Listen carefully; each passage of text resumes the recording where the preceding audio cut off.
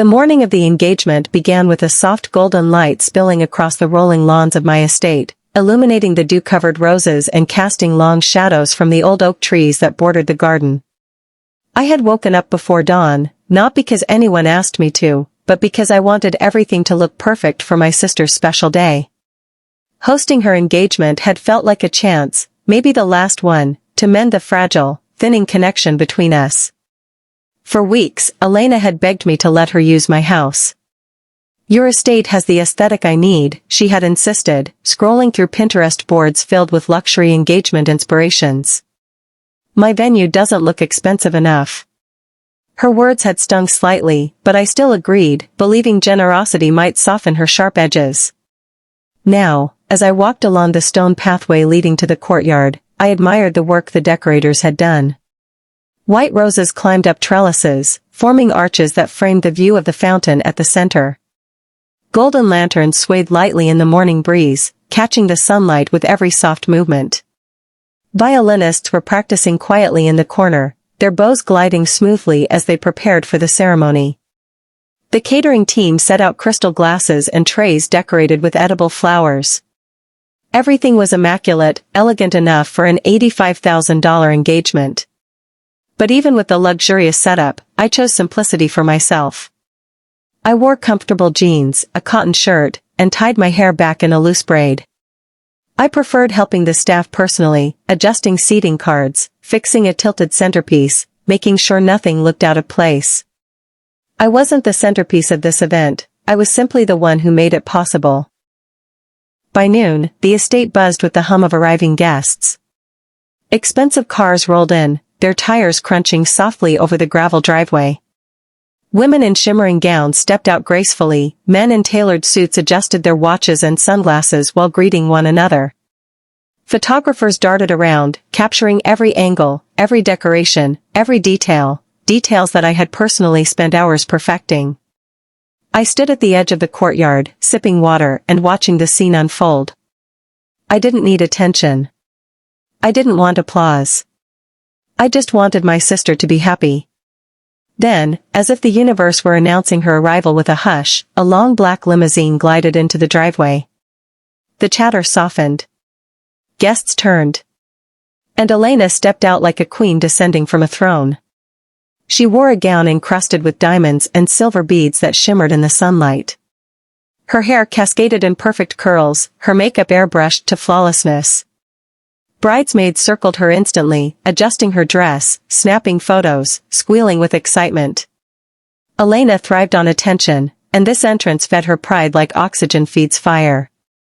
I smiled instinctively, even waved a little, but she didn't look at me. Instead, she lifted her chin and walked toward the guests, leaving a trail of perfume and camera flashes behind her. A few minutes later, her future mother-in-law, a dignified woman with soft eyes, approached me kindly. She watched me adjusting a floral arrangement and asked, "Dear, are you the one managing all this? You're doing such a lovely job." Before I could answer, Elena appeared beside her with perfect timing. She wanted to control the narrative, she always did. She let out a light, elegant laugh and waved her hand toward me casually, the way someone might gesture toward a stranger cleaning windows. "Oh, her?" Elena said loudly, making sure guests nearby could hear. "She's just the gardener." Just the gardener. The words cut sharper than I expected. Not because she belittled me, God knows I've dealt with worse, but because she did it so effortlessly, without a flicker of guilt or hesitation. A few guests turned their heads, their expressions puzzled, trying to make sense of her dismissive tone. I felt the warmth drain from my face, replaced with the cool sting of humiliation. For a heartbeat, the festive music seemed to fade, leaving only the echo of her words hanging in the air. Elena didn't stop there. She leaned closer to her mother-in-law and added with a glint of satisfaction, "She loves to help out with plants and stuff. I let her work around here sometimes. My estate. My land. My money. My everything." And in front of wealthy guests, photographers, and her future in-laws, she reduced me to a nameless worker she allowed to be there. I opened my mouth, wanting to correct her, but something inside me held back. Pride? Restraint? Or maybe shock? I simply stood there, an unwilling audience to my own humiliation, wondering how my own sister could twist kindness into something beneath her. Guests murmured. Some avoided eye contact. Some looked at me apologetically. Elena basked in the moment, unaware that she had just cracked something fragile between us, something that might never fully heal. And that was how her engagement celebration began. Not with joy. Not with family unity. But with a single sentence that revealed more truth about Elena than she realized, and planted the seeds of what was coming next. The engagement party had begun with music, laughter, and the clinking of champagne glasses, but the cheerful atmosphere suddenly felt tense, heavy with unspoken words. Elena's careless comment about me being just the gardener had been a ripple that turned into a wave. Though the party continued around us, I could sense that her little act of cruelty had shifted the energy of the entire estate. I moved quietly to the edge of the courtyard, adjusting a floral arrangement and taking a deep breath. My hands were steady, but my mind raced. Years of growing my business, acquiring this estate, and working tirelessly to maintain it had been overshadowed in one instant by my sister's attempt to diminish me. I knew reacting emotionally in front of everyone would give her the satisfaction she clearly craved, so I forced a calm exterior. Elena, however, didn't stop.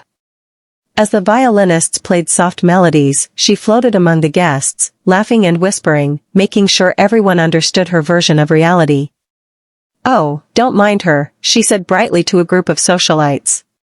"She loves helping with the plants, so I let her hang around."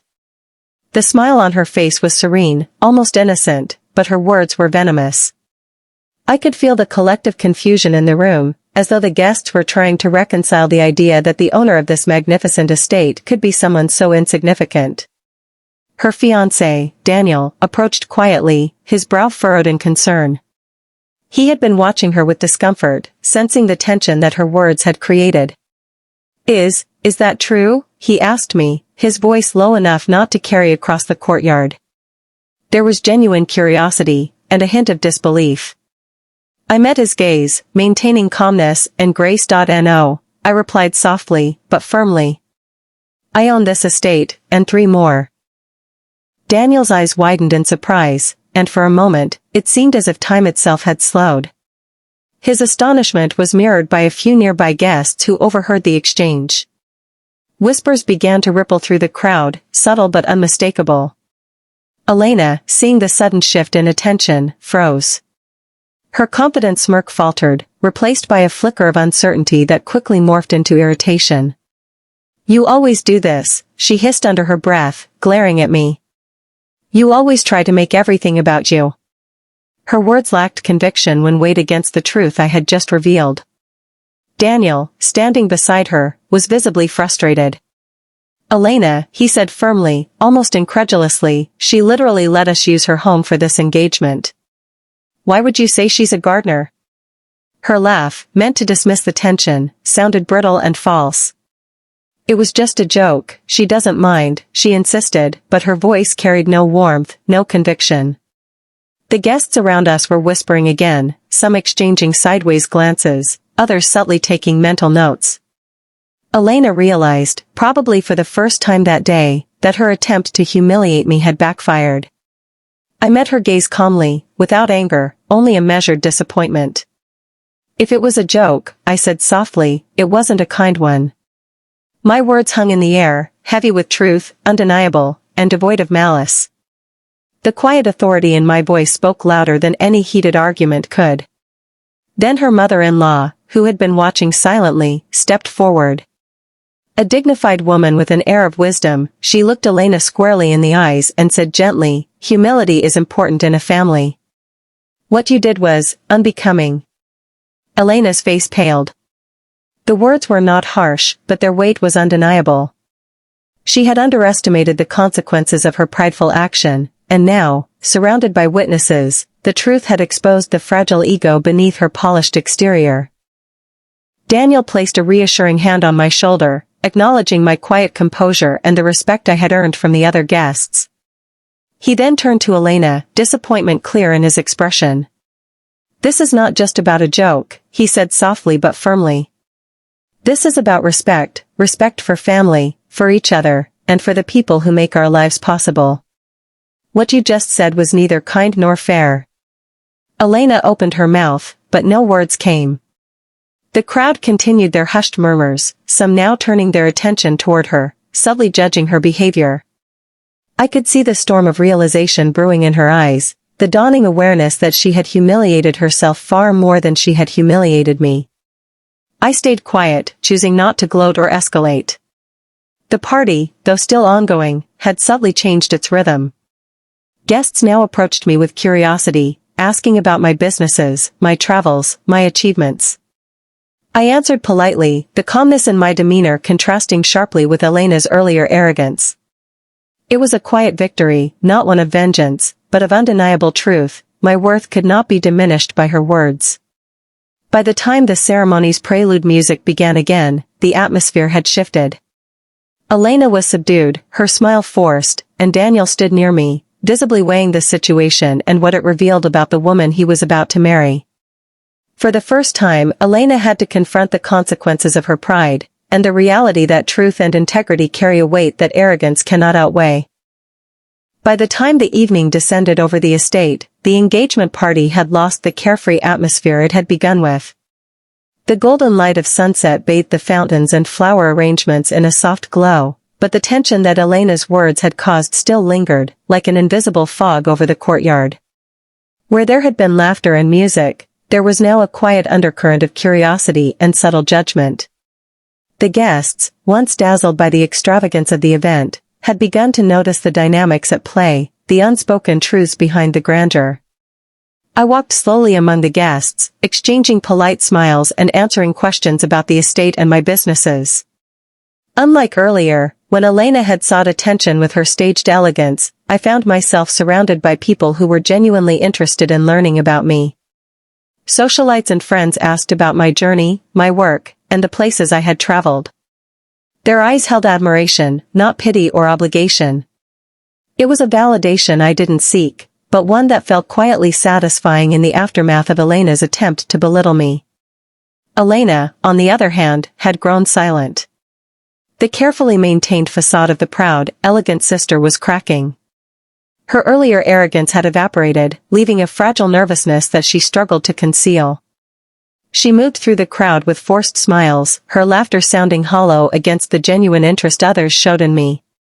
Guests occasionally exchanged glances with her, subtle hints of "did you see what she said?" in their expressions. I could feel her growing awareness that the narrative had shifted entirely. Daniel, her fiancé, eventually found me near the fountain, a quiet place away from the lingering whispers. His face was a mix of concern and gratitude. "Thank you," he said quietly, his voice sincere. "For hosting this, and for handling that situation. I'm sorry for what she said. I didn't expect this." I shook my head gently. "It's fine. I only spoke the truth. Sometimes the truth has a way of correcting itself." He looked at me thoughtfully, as if understanding for the first time the strength and composure that had always defined me. "Make sure she's marrying you for love, not for status," I added softly. It wasn't meant to lecture, but as a reminder that the engagement, and the choices that followed, should be grounded in sincerity rather than pride or appearances. Daniel nodded slowly, the weight of the evening pressing on him as he digested both the events and my words. The party continued, but the dynamic had shifted completely. Elena remained in the background, her attention flitting nervously from one guest to another. She avoided eye contact with me, though I noticed her watching from afar, perhaps trying to understand why the truth had turned the room's favor so quietly but decisively. Each interaction with guests was a subtle reminder to her that respect cannot be commanded, it must be earned. And that day, she had shown the world she had forgotten that lesson. After the guests had begun to leave and the estate grew quiet, Elena approached me hesitantly. Her eyes were red from holding back tears, and her perfectly styled hair seemed to lose its meticulous control as a single strand fell across her face. "I'm sorry," she whispered, her voice fragile. I hate that you succeeded more than I did." I hate feeling small next to you. Her admission, raw and unpolished, was the first honesty she had shown all evening. It wasn't an excuse for her behavior, it wasn't meant to justify the humiliation she had inflicted, but it was a moment of truth. I took a deep breath, keeping my tone calm, steady, and empathetic. I never wanted you to feel small, I said softly. I've always wanted us to rise together. We're sisters. There's room for both of us in this world. Elena nodded slowly, her tears now sliding freely down her cheeks. I'll try to do better, she murmured, the weight of her earlier arrogance and the evening's humiliation settling into a quiet reflection. If Daniel still wants to marry me. Daniel did, but not without conversations that would test their relationship, forcing him to reflect on the values he wanted in a partner. The events of that day had shown him that appearances and status could be fragile, and that character and humility held far more weight. He had witnessed firsthand the contrast between genuine grace and performative arrogance. As for me, the night had reinforced a lesson I had long known but which had been vividly illuminated in the glow of the estate's lanterns. Some people will attempt to diminish your light because they fear the brilliance they see in you. But no insult, no act of cruelty, and no false assumption can reduce your value or your accomplishments. True respect, earned through integrity and perseverance, speaks louder than any superficial insult. As I walked through the gardens, the fountain reflecting the soft light of the lanterns, I felt a quiet sense of closure. Elena had learned a difficult lesson, guests had witnessed the truth, and I had maintained my dignity. Pride, I realized, was not in dominating others or asserting superiority, it was in holding your composure, living your truth, and continuing to shine even when someone attempts to cast a shadow over you.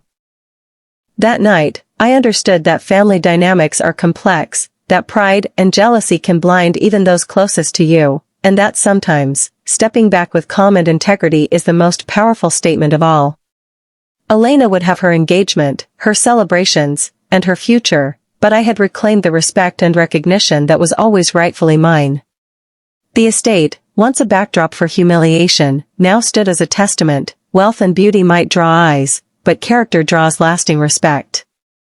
And in that quiet, post-celebration moment, I allowed myself to smile, not out of triumph, but out of the quiet peace that comes from knowing you have acted with grace, honesty, and integrity.